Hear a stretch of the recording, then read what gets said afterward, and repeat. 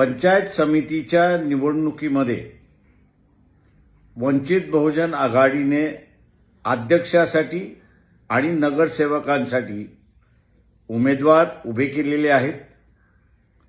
मी या सर्व उमेदवारांचं दाद देतो की एका बाजूला पैशाचा महापूर असताना त्यांनी वंचितांच्या बाजूने, फुले शाहू आंबेडकरी विचाराच्या बाजूने लढण्याचा मानस केलाय आणि ते लढतायत। अशा सर्व कार्यकर्त्यांना आपण सगळ्यांनी साथ दिली पाहिजे।